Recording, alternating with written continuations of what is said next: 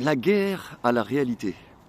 La guerre à la réalité, c'est voilà, un terme peut-être un peu obscur, un peu étrange, mystérieux. Et c'est le but. C'est pour attiser ta curiosité, tu l'auras compris. Qu'est-ce que je veux dire par là?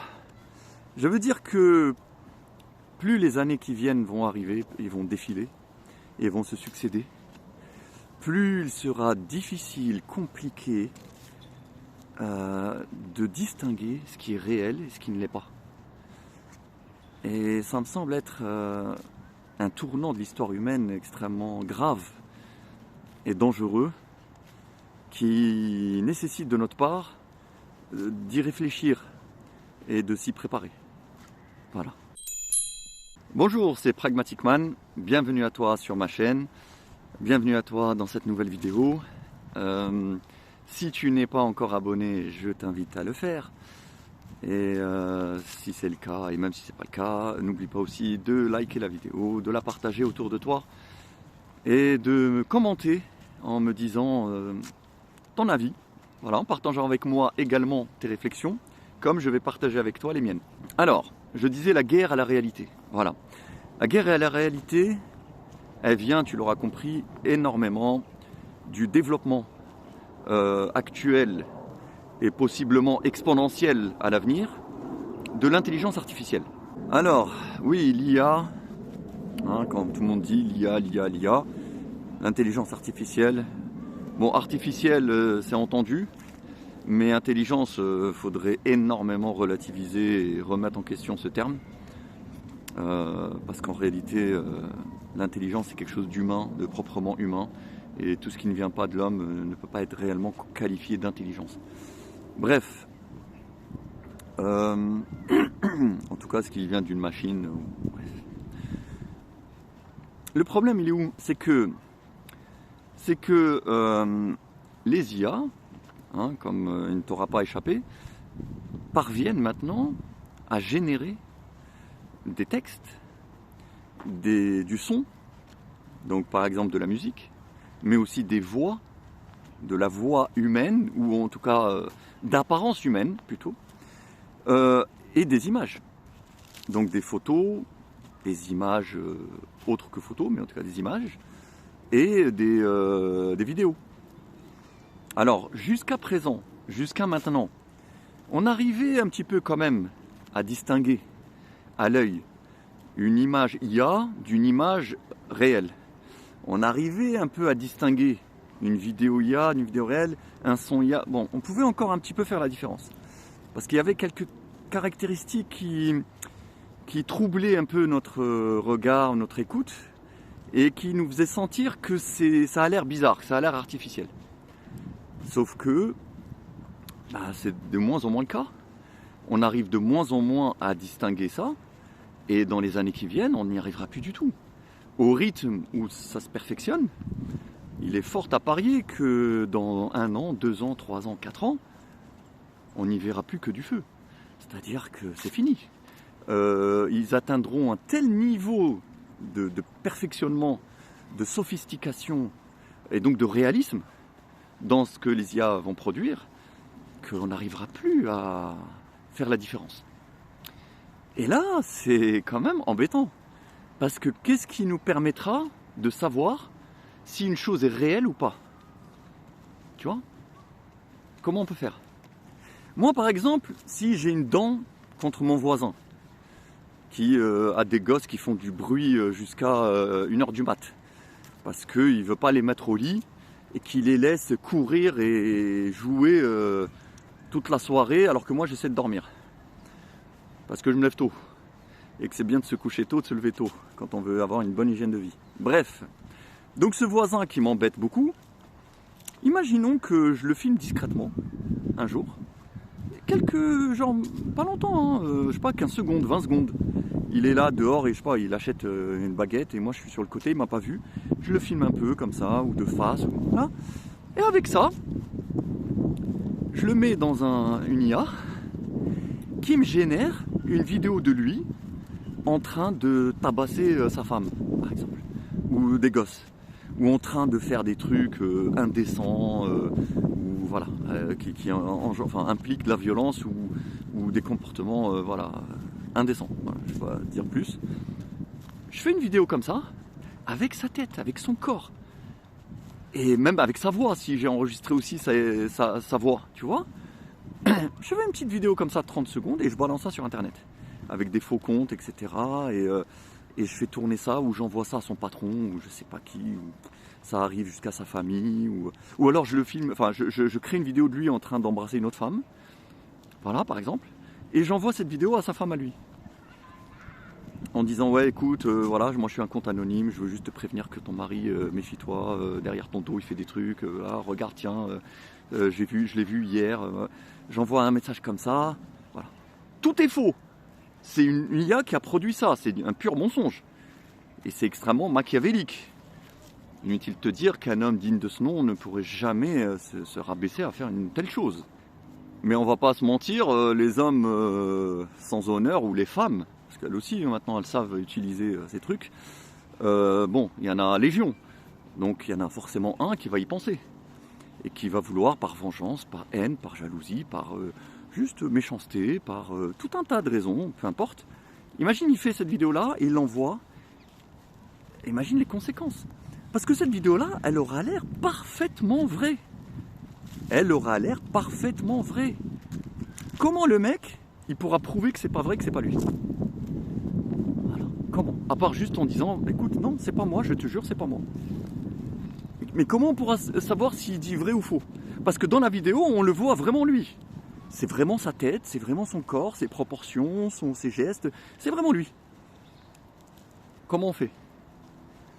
Voilà. Comment on pourra distinguer le réel du mensonge, d'une fausse réalité fabriquée? Comment tu fais? Voilà. Ou l'inverse, hein, si on te filme ta femme et on t'envoie une vidéo d'elle en train de faire un truc avec un mec, ou en train de je sais pas quoi, ou en train de... ou la parole, par exemple, et on te dit ouais voilà, ça c'est ta femme, elle est en train de parler avec sa mère, voilà ce qu'elle a dit, et puis tu l'entends dire des horreurs sur toi, des choses comme ça, alors que c'est pas vrai, elle n'a jamais rien dit, etc. Mais sauf qu'on a capté sa voix, on a fabriqué un truc, et voilà. Elle va dire non, c'est pas vrai, j'ai jamais dit ça. Comment tu pourras savoir? Comment tu pourras savoir si elle l'a jamais dit ou si elle l'a vraiment dit, qu'elle te ment, enfin, c'est-à-dire que là, ça va créer un état de confusion qui sera dramatique. Parce que comment faire pour distinguer le vrai du faux? D'ailleurs, même en justice, avant, ça faisait quand même plus ou moins office de preuve. Quand on apportait un enregistrement audio ou on apportait encore plus une photo ou une vidéo de quelqu'un, bon, bah, ça prouvait que c'est lui qui a fait ça. Mais maintenant qu'on peut faire des fausses vidéos qui ont l'air aussi vraies que les vraies, enfin, peut-être qu'on n'y est pas tout à fait, mais on va y être très vite. Comment on fera? Comment on fera pour distinguer? Là, on rentre justement dans la guerre à la réalité. C'est-à-dire que, en faisant ça, en te donnant la possibilité technique de parfaitement simuler le réel, parfaitement fabriquer du faux réel, en fait, on va t'éloigner de la vraie réalité. On va te rendre incapable de reconnaître le vrai et le réel, et on pourrait même peut-être te convaincre que finalement ça n'a pas d'importance, que le faux réel est aussi légitime et vrai que le vrai réel. C'est-à-dire que, et du coup, là, alors là, on rentre dans les philosophies de très haut niveau que je n'ai pas, mais le questionnement, on peut quand même l'avoir.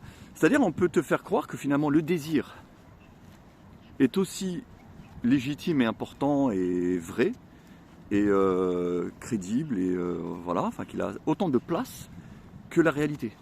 C'est-à-dire, si moi j'ai le désir d'une chose, et je fabrique l'image de cette chose que je désire, mais que cette chose n'est pas vraie. Dans la réalité réelle, elle n'est pas vraie, elle n'existe pas. Mais moi, je lui donne une existence simulée. Bah, petit à petit, en fait, le réel, il ne m'intéressera plus. Ça, petit à petit, ils vont nous dire, en fait, ils vont nous pousser vers l'idée qu'on s'en fout du réel, quelque part. Quelque part, est-ce que le réel... Alors, voilà, donc ça, c'est une deuxième piste. Donc, la première piste, c'était la question de la confiance. Comment se faire confiance ? Si on peut se mentir les uns sur les autres avec des éléments qui sont totalement crédibles en apparence, Donc déjà, comment faire confiance, voilà. Si moi tu me filmes un truc, enfin tu me montres une vidéo de moi en train de faire quelque chose et je te dis non, c'est pas moi, bah en fait il restera plus que ça. Tu me fais confiance, tu me crois, ou tu me fais pas confiance, tu me crois pas. Mais moi je serais démuni, je n'aurais plus d'éléments pour défendre ma réalité. Déjà d'une. De deux, ça va créer donc ce problème de désir qui va prendre le dessus sur la réalité, parce que après tout on va se dire mais voilà, moi je vais vivre dans ma réalité. Je vais donner forme à ma réalité dans ma tête, à celle que je construis dans ma tête, à ma fantasmagorie. Voilà, ma fantasmagorie, c'est-à-dire le monde réel tel que je le vois moi, tel que je le perçois moi, tel que je le fantasme moi, tel que je le désire moi. Je vais lui donner une existence visuelle, en tout cas, et auditive, qui fera que ça me permettra de enjamber la réalité, enfin de me détourner d'elle, en fait, de l'esquiver. Voilà. Mais je pourrais vivre, parce que cette fausse réalité, on peut l'implanter après dans des choses. Par exemple, on peut te faire une IA avec, imaginons, je sais pas moi, imaginons ta femme est morte et toi tu l'aimais. Du coup elle te manque, etc. Et par un phénomène plus ou moins pathologique de ta psyché, tu veux pas qu'elle meure en fait, et tu veux qu'elle soit toujours avec toi. Et ben il y a des IA par exemple, ils vont dire écoute, ce qu'on va faire, on va capter tous ces réseaux sociaux sur lesquels il y aura eu ces photos, ces vidéos, sa voix, ses enregistrements, etc. Enfin tout un tas d'éléments d'elle. On va tout rassembler et on va te fabriquer une sorte d'avatar de ta femme morte avec son visage, sa voix, son corps, etc. Et même plus que ça.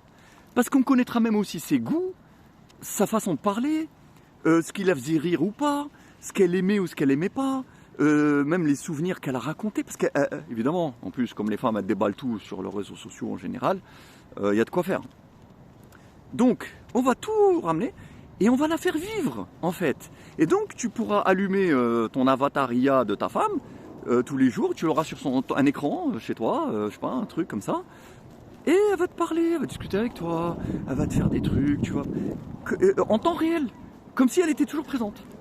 Comme si elle était juste en télétravail dans son bureau, enfin ailleurs, tu vois, enfin, comme s'il y avait quand même cette séparation physique, parce que bon, voilà. Et encore, même ça, on peut très bien imaginer un robot humanoïde qui aura sa tête, sa forme.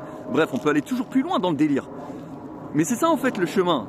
C'est-à-dire que le chemin, c'est un chemin en fait de négation de la réalité. C'est-à-dire que moi, ma réalité, c'est qu'elle n'est pas morte, elle est toujours avec moi.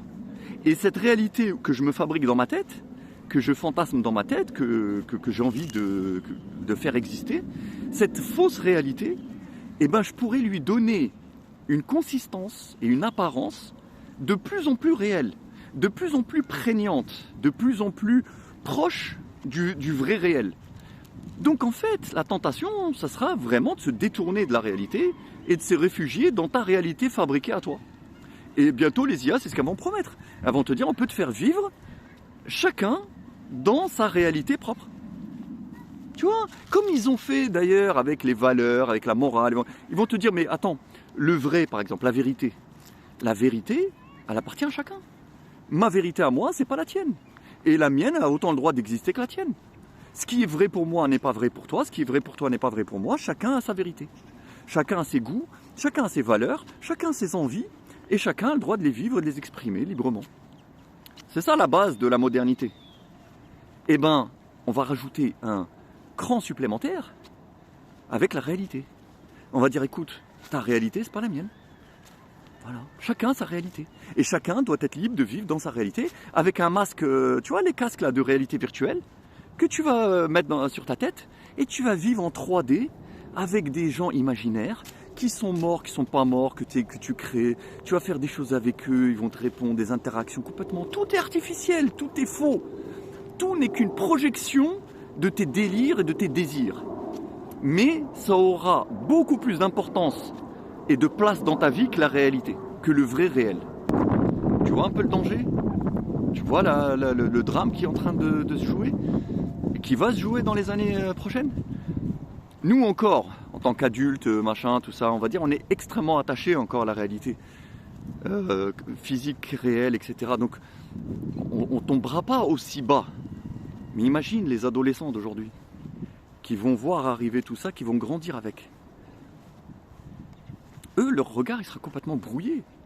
En fait, les notions de réel et de non réel, la notion de réel véritable et de réel fantasmé ou désiré ou artificiel, en fait, voilà. Je ne sais pas quelle terminologie utiliser, mais je pense que tu m'as compris. Et bien pour eux, tout ça va être très trouble, très confus, très embrouillé. Voilà. Et ça, c'est ce que j'appelle la guerre à la réalité. C'est-à-dire qu'ils vont mener une guerre au réel, au vrai réel. Voilà. Au nom, encore une fois, de la liberté de chacun de vivre ce qu'il veut, comme il veut. Voilà. Donc on va nous donner les moyens d'échapper au réel pour être dans des désirs et des faux réels. Sauf que, à mon avis, ces faux réels seront manipulés pour déjà capter notre énergie et la canaliser dans une direction bien précise, pour nous rendre complètement dépendants de ce faux réel, pour nous rendre incapables d'affronter le vrai réel, parce que la vraie réalité, qu'on le veuille ou pas, c'est une limite pour nous. Ça, par exemple, ta femme, elle est morte, et ben elle est morte, c'est une réalité. Tu dois faire avec son absence. T'as pas envie, mais on a rien à foutre. On s'en fout de ce que t'as pas envie. On s'en fout de tes désirs ou de tes trucs, ou ça te fait plaisir, ça te fait pas. On s'en fout, il y a quelque chose qui est au-dessus de ça, qui s'appelle le réel. Voilà. Et tu dois l'accepter, le supporter et faire avec. Et c'est ça qui te construit. C'est ça qui te pousse vers le haut, qui te rend plus fort. Mais quand on te permettra, et on t'encouragera même, et on t'ouvrira grand les portes, au fait de ne plus affronter le réel, on dira non, on peut te fabriquer une fausse réalité où elle n'est pas morte ta femme. C'est mieux. Et d'ailleurs, et après, on te fabriquera même une fausse réalité où tu n'as pas de femme du tout. Enfin, où tu as une fausse femme qui est dans ton monde imaginaire. Voilà, plutôt que de devoir affronter une vraie femme réelle. Bon, là-dessus, j'ai envie de dire, c'est le seul truc où... Hein, parce qu'affronter une vraie femme d'aujourd'hui, dans ce monde réel d'aujourd'hui, c'est vraiment un tel calvaire que, bon, c'est à se demander... Mais même ça, il vaut mieux à la limite pour être un vrai homme, supporter une absence de femme réelle que de se réfugier avec une... Bon après ça c'est une autre question, voilà, c'est un autre débat. Je ferai peut-être une vidéo spécifique sur ça. Avec les robots, tout ça, bref. Mais ce que je veux dire c'est que c'est quand même extrêmement dangereux voilà, vers où on va. Parce qu'effectivement, on n'aura plus à affronter le réel. Enfin entre guillemets, hein. Parce que d'une manière ou d'une autre, il sera quand même là, il sera géré par un système. Hein, voilà, on laissera le système gérer tout ça, mais il nous permettra beaucoup plus facilement et de manière extrêmement réaliste. C'est ça qui est dangereux, c'est de manière extrêmement réaliste. Le cerveau, il va bugger, il va plus comprendre la différence. Parce que le cerveau, lui, quand il voit, par exemple, tu lui montres une vidéo de quelqu'un en train de faire un truc, que cette vidéo soit vraie ou qu'elle soit fausse, c'est-à-dire fabriquée artificiellement, le cerveau, il voit la même chose. Il voit exactement la même chose. Et ça crée en lui la même émotion, les mêmes réactions et les mêmes trucs. Hein. Donc j'ai envie de dire, si tu es plongé en permanence dans de la fausse réalité, après tu vas être complètement malade en fait. Tu seras incapable déjà de distinguer et ensuite d'affronter. Et je pense qu'un des buts peut-être pour eux, qu'on ne puisse plus distinguer facilement le vrai réel du faux réel, c'est qu'après, à travers le faux réel, ils peuvent te faire passer ce qu'ils veulent. Tu vois ? Ils peuvent te faire croire à ce qu'ils veulent. Donc, ils peuvent te mener vers des sauveurs miraculeux, hein, qu'eux-mêmes sont en train de fabriquer, pour t'imposer un programme, pour t'imposer un chemin, pour t'imposer certaines valeurs, certaines décisions à prendre. Voilà, et donc on te montrera des images de tel ou tel phénomène que toi tu croiras vrai alors que ça n'existe pas. Mais toi tu le vois avec tes yeux, tu as l'habitude de faire confiance à tes yeux. Tu vois, on te montre une vidéo, par exemple, on va te montrer une vidéo, je sais pas moi, d'une émeute qui a lieu, on va te dire voilà, il y a eu une terrible émeute à Istanbul, des milliers de personnes affrontent les forces de l'ordre, tu vois des magasins brûlés, tout ça. Tu vois ça, je sais pas, au journal de 20h, tu le vois avec des images, des reporters, des journalistes sont là. Oui, alors effectivement, aujourd'hui, nous avons assisté à des scènes spectaculaires de violence, et ils te montrent des images. Tout est faux. Tout est faux. Il s'est strictement rien passé à Istanbul. Imaginons. Bon, aujourd'hui, c'est facile. Je sais pas, t'appelles un mec à Istanbul, tu dis ouais, c'est vrai ce que j'entends là? Et il va te dire non, pas du tout, il n'y a rien eu. Bon, c'est bon, t'as compris, on t'a menti. Mais imagine que tu n'aies pas cette possibilité, ou que, bref, et il y en a d'ailleurs, ils ne feront pas cette démarche. Ils vont croire. Ils vont dire ah ouais, t'as vu, c'est grave, blablabla. Donc ça peut justifier, ça peut avoir plein de conséquences politiques, économiques, etc. On peut te faire des. C'est-à-dire on pourra te manipuler beaucoup plus encore en te fabriquant tout un tas de fausses réalités. Comment faire? Qui croire? Comment croire? Comment distinguer le vrai réel du faux réel? Je pense que là, on entrera dans quelque chose de beaucoup plus profond, de beaucoup plus subtil et de beaucoup plus élevé, qui est de l'ordre du spirituel. C'est-à-dire que là, si tu as été doté d'une certaine clairvoyance, le fameux, une sorte d'œil intérieur, de troisième œil, ou de... Bon, je ne vais pas utiliser tous ces termes de conneries de New Age, et de philosophie orientale, enfin de doctrine orientale, bref, tout ça. Mais bon, il y a une part de vrai quand même, mais qui a été remixée tellement à une sauce n'importe quoi que bon. Mais voilà, oui, à la limite, peut-être qu'on aura cette... Enfin, qu'on aura, espérons-le, mais en tout cas que certains pourront avoir cette capacité suprasensorielle de distinguer le vrai réel du faux réel. Voilà. Je fais juste une toute petite parenthèse, comme le fameux hadith là avec, on va voir marqué Kafara sur le front du Dajjal, les 3 lettres. Voilà, peut-être une sorte de vision suprasensorielle d'une réalité voilà, qui se révèle qu'à ceux qui sont capables de la voir. Parce que sinon, le réel perceptible immédiat, sensoriel, il sera complètement mélangé entre le vrai réel et le faux, encore une fois. Bon, il y a ça. Et puis sinon, plus prosaïquement, peut-être, il y aura aussi, et ça j'y crois aussi beaucoup, le fait que d'aller vers le réel physique, c'est-à-dire par le toucher. Bon, voilà, parce qu'on peut nous manipuler facilement par les images, aussi par le son, tu ne pourras pas croire. Imagine, tu reçois un appel de ton père, voilà, imagine. Tu reçois un appel de ton père, oui écoute, voilà, là je suis à tel endroit, j'ai un gros problème, s'il te plaît, est-ce que tu peux pas me dépanner, j'ai besoin de temps, fais-moi un virement, je te rends ça le mois prochain, mais là c'est très compliqué pour moi, ou viens me voir, ou je sais pas. Imagine cet appel-là, avec cette voix-là, etc., avec qui tu interagis. Et il te répond, ah ouais, mais t'es où exactement? Mais t'es parti quand? Et il te répond, ouais, je suis parti hier parce que j'avais toute une discussion. Et c'est pas ton père. C'est une IA qui a pris la voix de ton père et qui te fait une discussion avec toi, qui t'a appelé, qui te raconte ce qu'elle veut, et rien n'est vrai. Imagine. C'est tout à fait faisable. Et en tout cas, ça va l'être. Ça va l'être très bientôt.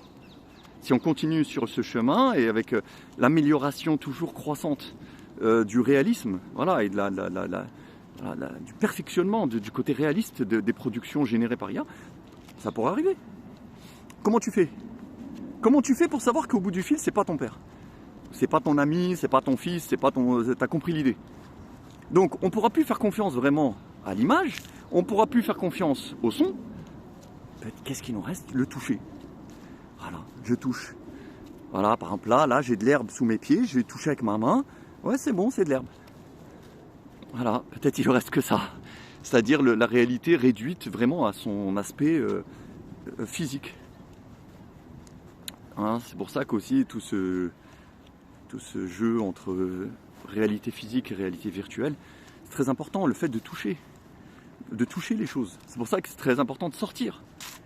Sortir, touche les arbres, touche la terre, touche les trucs, les odeurs, le toucher, même les gens, l'être humain, touche une femme, comme on sait, au lieu de la regarder sur un écran, comme les OnlyFans et tout ça, c'est catastrophique. OnlyFans, tu regardes une femme sur un écran, sur des pixels, avec des 1 et des 0. En vérité, quand on y réfléchit, c'est complètement fou. Touche-la, vraiment. Touche son corps, touche sa peau, touche y compris ce qui est dégueulasse chez elle. Voilà. Au moins, quand même, ça a le mérite de te connecter à une réalité physique. Là, j'ai vraiment envie de dire, touche-toi toi-même. Touche ton corps, touche tes cheveux, touche ta peau, touche tes mains, ton visage. touche-les pour sentir un peu à quoi ça ressemble. Tu vois, un peu comme les aveugles. Les aveugles, ils sont beaucoup dans le toucher. Voilà. D'ailleurs, il y a un magnifique film japonais qui s'appelle La Bête aveugle. Absolument magnifique, justement, sur un aveugle qui se représente le monde par le toucher. Et qui finalement perçoit le monde beaucoup plus et beaucoup mieux que les autres. Parce qu'il va beaucoup plus loin grâce au toucher. Tu perçois des choses beaucoup plus sensibles, beaucoup plus subtiles, beaucoup plus précises, imperceptibles pour les autres. Peut-être qu'il nous restera ça comme refuge de réalité. Mais sinon, dans tout ce qui est son et image, on est foutu.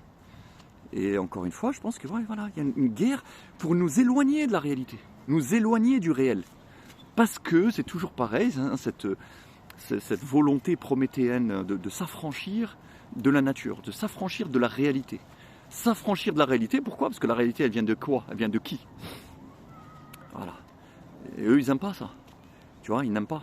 Ils veulent que l'être humain soit libéré de toute contrainte extérieure et qu'il vive dans ses propres délires, ses propres rêves, ses propres lubies, ses propres fantasmes, mais qui sont en fait, en vérité, qui nous enfermer dans notre propre folie. En vérité, c'est ça. Parce que si on enlève à l'homme toutes les barrières du réel, on devient tous à moitié fous, plus ou moins. On devient tous complètement malades. On deviendra tous complètement névrosés, complètement bizarres, complètement... tu vois, en fait, le réel, il nous empêche de chuter, il nous empêche de dégénérer, il nous empêche d'exploser. Le réel, c'est des limites. C'est des limites qui nous cadrent et dans lesquelles on peut ensuite exprimer quelque chose de plus beau, de meilleur. Mais si on t'enlève ça, allez, vas-y, porte ouverte à... C'est extrêmement dangereux, en vérité. On s'en rend pas compte. On a l'impression que c'est divertissant, que c'est une prouesse technologique formidable, ça ouvre les champs de l'imaginaire, blablabla, parce qu'ils vont nous le vendre comme ça, évidemment. Mais non, moi je pense que ça ouvre surtout les portes à la folie générale et à l'isolement de tous. Voilà, parce que moi, qu'est-ce que j'aurais besoin de rencontrer l'autre si je peux rencontrer un autre qui est à l'image de ce que je voudrais qu'il soit? Bah, je préfère l'autre que je fabrique moi. Je préfère rencontrer un autre que je fabrique moi-même dans ma réalité virtuelle, qui sera extrêmement réaliste, qui va interagir avec moi exactement comme moi je veux, et que je peux arrêter quand je veux, etc., plutôt que de rencontrer le vrai autre, qui pourra peut-être me froisser, peut-être ne pas être comme, ne pas me convenir, ne pas être comme j'aimerais, me frustrer, me décevoir. Mais c'est ça la vie humaine, c'est de prendre aussi cette part. Tu vois, cette part de déception, cette part d'inattendu, cette part de contrainte. En fait, c'est ça, c'est ce refus de la contrainte. Et le refus de la contrainte, c'est l'hubris et c'est la régression, en fait. La régression vers un état d'enfant capricieux et tu vois, qui ne supporte pas qu'on lui dise non, c'est bon, t'as mangé 3 desserts, ça suffit. Sinon, tu vas tomber malade. Et lui, il dit non, je veux un 4e. Et qui tape une crise et qui commence à pleurer, crier parce qu'il veut son 4e dessert. Et bien, ce monde, il va nous te dire, ouais, vas-y, prends ton 4e dessert. Dans ton monde virtuel que tu peux te fabriquer, tu peux manger 1000 desserts. Et ça, psychologiquement, ça va nous détruire. On sera plus capable d'accepter et de supporter la réalité réelle. Parce qu'on la verra comme une contrainte et comme une limite insupportable. Et c'est pour ça que je dis, cette guerre à la réalité, c'est quelque chose d'extrêmement dangereux qui est en train de se mettre en place. Et je pense qu'on gagnerait beaucoup à y réfléchir et à s'y préparer. Voilà mes amis, voilà mon ami. Bon, j'ai beaucoup tardé là dans cette vidéo. N'hésite pas à me dire ce que t'en penses. N'hésite pas à me dire quel est ton avis sur le sujet. Si tu es d'accord avec moi, si tu me trouves complètement fou. Si toi tu es beaucoup plus optimiste, que tu trouves que c'est formidable ou pas, ou si tu partages mes inquiétudes, ou peut-être qu'il y a des trucs auxquels j'ai pas pensé et qui sont encore pires que ce que je crois. N'hésite pas à me dire tout ça en commentaire, mon ami. Et voilà, et je te dis, prends soin de toi, soit dans le monde réel, soit dans la vie réelle, y compris avec tous ces aspects négatifs. C'est très bien que le monde soit négatif, qu'il y ait plein d'imperfections, plein de problèmes, c'est très bien comme ça. C'est pas un souci. Et même si ça te fait souffrir, c'est très bien. Au moins, tu existes, tu vis en tant qu'homme authentique. Et ça, c'est mieux que tout. Voilà mon ami, donc encore une fois, prends soin de toi, porte-toi bien. Et je te dis à bientôt pour une nouvelle vidéo. Salut!